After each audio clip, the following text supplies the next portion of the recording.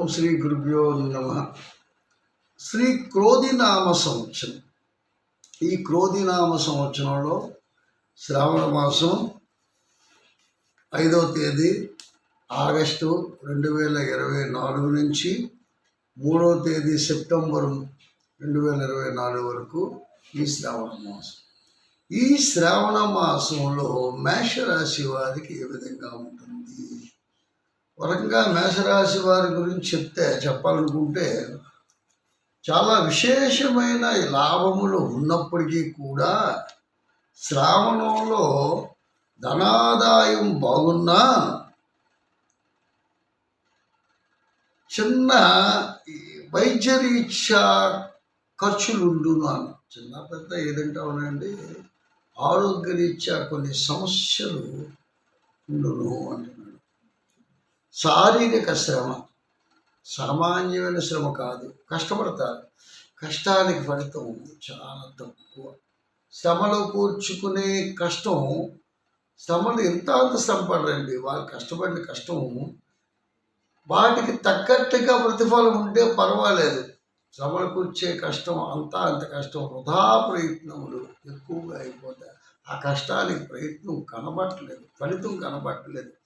శ్రమలు తిరగడము అది అనకూడదు, కానీ మానసిక ఒత్తిడి, ఆందోళన. ధనాదాయం బాగుంటుంది, ధనానికి లోటు లేదు. అలాగే రియల్ ఎస్టేట్ వ్యాపార రంగం చేసేవాళ్ళు ఎవరైతే ఉన్నారో వాళ్ళకి సన్నిహితుల ద్వారా కొన్ని సమస్యలు ఏర్పడతాయి. అలాగే వాళ్ళలో ఉన్నటువంటి కలిసికట్టుగా చేసినటువంటి పార్ట్నర్షిప్ వ్యవహారాల్లో కూడా మనస్పర్ధలు చోటు చేసుకుంటాయి. సామాన్యంగా లేదు. అంటే ఇక్కడ ఎందుకు ఎంతదిగా చెప్తున్నాం అంటే, వ్యయమందు రాహు, ధనమందు గురుడు కుజుడు సామాన్యంగా లేరు. పంచమ స్థానం బాగుంది, షష్టమ శత్రుస్థానంలో కేతు.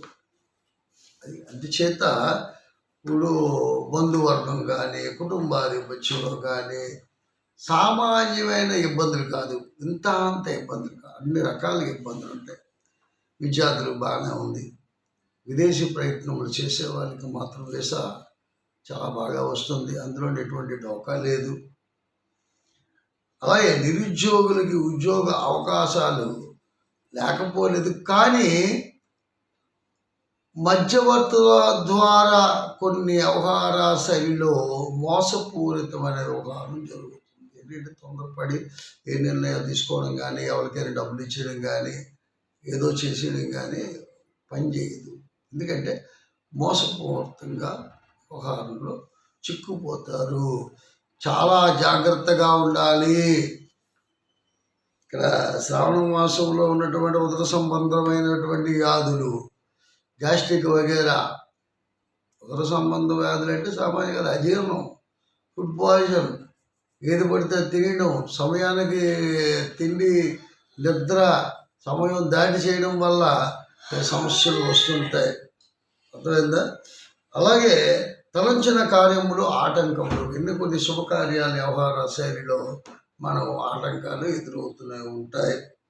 శత్రుబుద్ధి, శత్రువులు మన పొంచి ఉంటారు. నేను ఇందాక చెప్తున్నట్టుగా ఎక్కడికి మనకి మిత్రుశేషం కంటే శత్రుశేషమే ఎక్కువగా ఉంటుంది.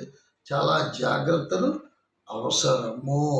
కాబట్టి సుబ్రహ్మణ్యేశ్వర స్వామిని ఆరాధించండి, మంచి సుఫలితాలు ఆశిద్దాం. శ్రావణ మాసంలో అన్ని రకాలుగా విద్యార్థులకు బాగుంది. అలాగే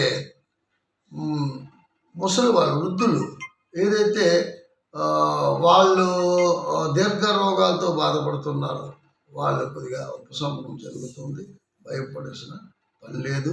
శివుని కూడా ఆరాధించండి, ఇంకా మంచి సుఫలితాలు ఆశిద్దాం. మళ్ళీ వచ్చే ఎపిసోడ్తో మేము ముందుకు వస్తాను. అంతవరకు సెలవు. ఓం శాంతి.